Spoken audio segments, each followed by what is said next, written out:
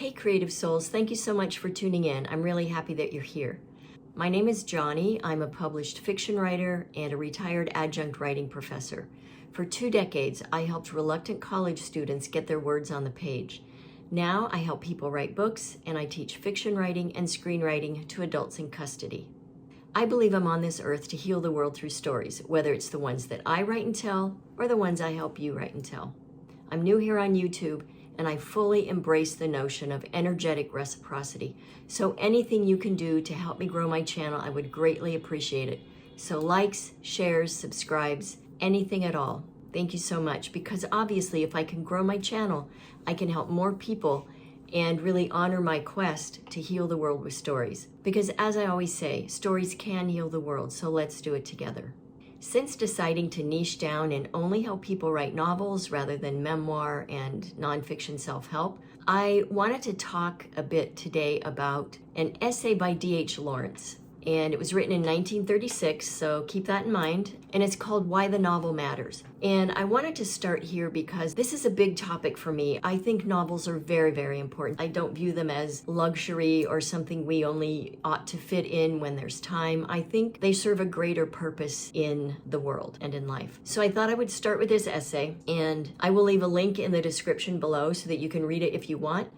It's because it was written in 1936. It, as you might guess, is a little difficult to read, so I thought I would take some notes and unpack it here a little bit, and we will get to these things as I talk about it more, but there are things in it, he says, that definitely could use some more unpacking. But for today, the main purpose of this is to just talk about his argument about why the novel matters, which is the overarching argument that he makes in this essay. The way he gets to that is kind of interesting at times. You'll see what I mean. I find the topic fascinating. It's really important to me to explore this more. And I will do so in future videos, because there's been a significant amount of work done, science done, on why novels, literature, and fiction are important to human beings. So this is kind of a gateway into that future conversation that I would love to have on here. So throughout this essay, Lawrence talks about the whole living man. Throughout my discussion of this, I will do my best to use the word human instead of man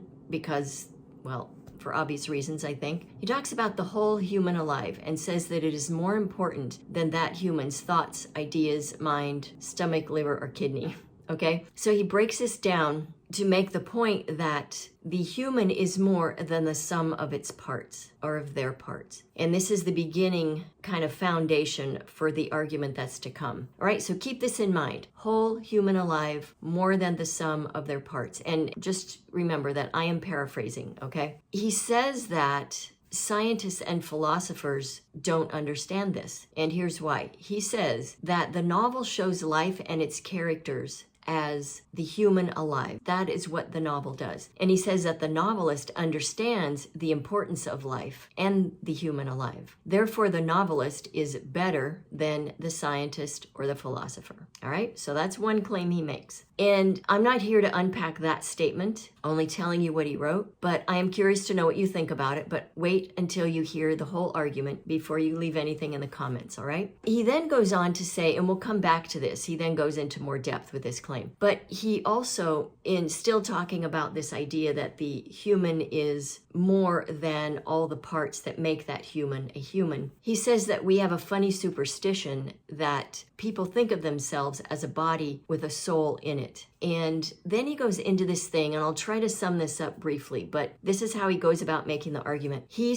claims that the hand should not be subordinate to the mind, that we should not think about that the mind controls the hand. He says everything that makes up your human, living, physical being is alive. Everything is equal. And then he goes then into talking about how a human is alive and not inanimate. And so then he talks about when a writer is holding a pen, that hand is alive, and the aliveness cuts off at the point where the fingertips hold the pen. So I know this feels a little out there, but stick around because he makes some interesting points. So he does all this to talk then about how being human and being alive is far more important than anything that is dead or inanimate. And I know we could all make all kinds of side arguments about some of these things, but just for the sake of this argument, just hang with this for a minute, all right? By pointing out that all the parts of us create the whole human, and that the the whole human is more important than an object or something that's dead, he then goes on. He talks about how novelists, unlike other specialized professionals, have an intricate knowledge and understanding of the alive human. Okay, so he's talking about the human condition specifically. And then he starts breaking it down like this. He gives examples. He talks about the parson, so a clergy member. He says they talk about souls in heaven and about the afterlife. Whereas he says the novelist holds heaven in the palm of their hand and on the tip of their nose, both of which he reminds us are alive, okay? He says that the novelist is not concerned with life after death. The novelist is wholly concerned about present life and being alive. So I can already hear people, I taught argumentation in college for years, and so I can kind of sense arguments people might make. And I just know if I were talking about this in a classroom, someone would say, well, if it's present life, what about science fiction? What about fantasy? Some kind of futuristic writing? Well, I don't know this, but I think Lawrence would have this argument that it doesn't really matter when the story is set, no matter what or who the characters are, the novelist is always writing about the human condition, about human concerns. Even when we write about aliens and inanimate objects that portray human characteristics, there's always desire and emotion and plenty of other big life themes that humans grapple with. He moves on then to say that he compares the novelist to the philosopher, and he says that the philosopher speaks about a kind of infinite knowledge possessed by a pure spirit. But he says there is no such thing for the novelist, that there is no knowledge beyond what the living human can perceive in terms of the works that they might create. So he says that to the philosopher, only thoughts are important, and he calls these tremulations on the ether, like radio signals, okay? So he says they are not things that are alive, and so therefore don't hold as much importance. And he says they really have no meaning until they reach a receiver, either a device that decodes them in terms of radio signals, or thought, ideas, even stories, we might say. They have no meaning until they reach a receiver. So whether that's a device that decodes radio signals, or whether it's thoughts sent by some other means that then land on a living human that then gives them meaning. Then he talks briefly about the scientist, and he says that the scientist is truly only interested in the dead human, a lifeless thing that can be dissected and studied. But of course, we could argue that. We could say that in this day and age, science is definitely interested in, say, the human mind while it's alive, the human body while it's alive. But I think, again, Lawrence would say, but then that is piecing out parts of the whole alive human. And so he would say it's still not the same. It's not as good. He then leaves that line of reasoning behind, and he starts to talk about, he starts to have a discussion about the novel itself. And he says the novel is the book of life. He says that books, which are inanimate objects,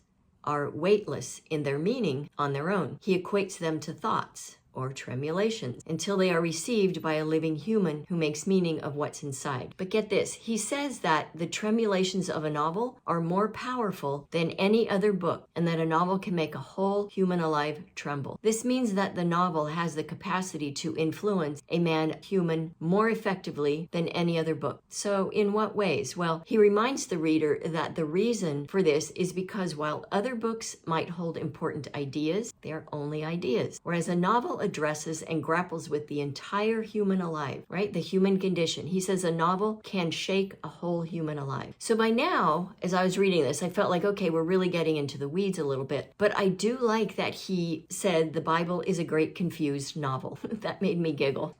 Because he says the writings in it deal with the human alive. And he parallels it with the writings of Homer and of Shakespeare, and says that their works, along with the Bible, affects the whole human alive. Okay, so curious, can you think of any modern day novelists who might be compared in this same way? I wish I had prepared a list and thought of some. I guess one that comes to mind for me right now is Margaret Atwood. Some may disagree, and that's perfectly fine, but I think she has a capacity to write about not just the individual human condition, but the human in society in a way that really can make you tremble. If we think about The Handmaid's Tale, for example, her futuristic writing is not so futuristic that it's not believable that some of these horrific things can happen and are happening. So she's the one that comes to mind right now. I'm sure I could think of more, but let's move on. So Lawrence says that what makes the novel so great is that it does not deal in absolutes. And so I really love this. It shifts and changes, just like life. It shows the life of the human alive. So according to him, it's the dynamic nature of the novel that really is what makes it superior. So following this line of thinking then, he aligns his ideas, which are thoughts by the way, so according to his own argument are less superior than the novel, but he says he aligns his ideas with the reason a man loves a woman. And okay, quick reminder, 1936, he says a man loves a woman because she is mercurial. Okay, so that's my word, not his.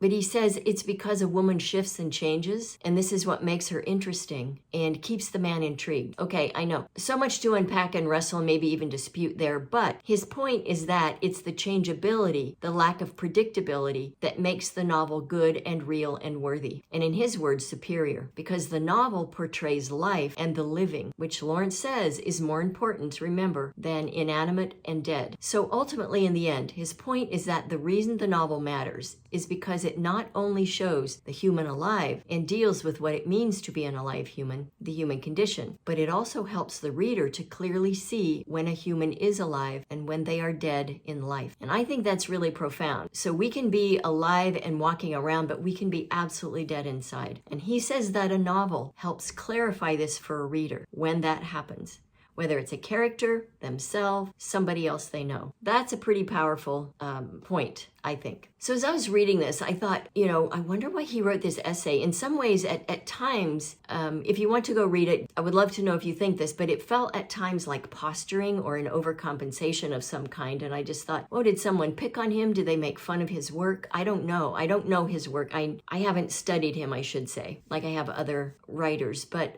it just really made me feel like, man, if he were alive today, would he be driving a big pickup? I don't know.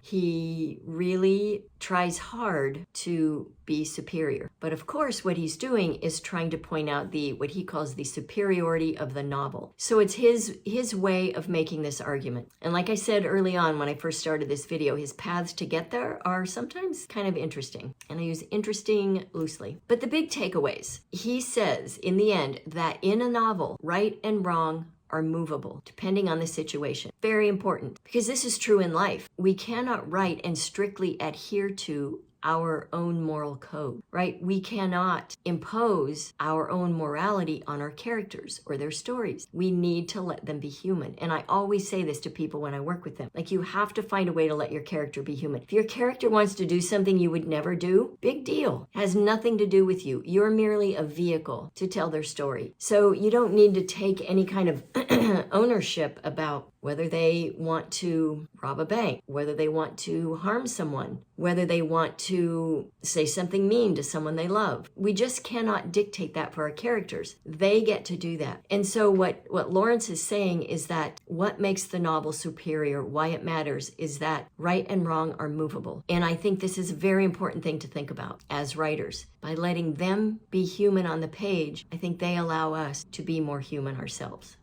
And that's me, that's not Lawrence. That's just my thinking. And that's why I was so drawn to this essay of his. So this is what I love about the novel. This is why I don't only want to write them, I want to help other people write them. And this is why novels matter. And I will talk more in future videos about what science has learned now in studying the novel and its effects on writers and readers. And it's really profound, really interesting. And this is something I want to keep talking about because I want to encourage people to write novels and to stop acting like your dream to write one is just a silly, frivolous idea that you need to set aside because somebody's told you that you're not cut out for it or that you think you're not cut out for it. But if you think that, it's because somebody else told you that. If not an individual, then some voice in society has taught you that. And it's absolutely not true. If you have the impulse to do it, then you need to do it. Not just to satisfy yourself, but because I think it will help heal the world. That's dhlawrence's somewhat circuitous argument about why the novel matters. And thanks for watching. As always, I'm sending you mad writing mojo. Happy writing.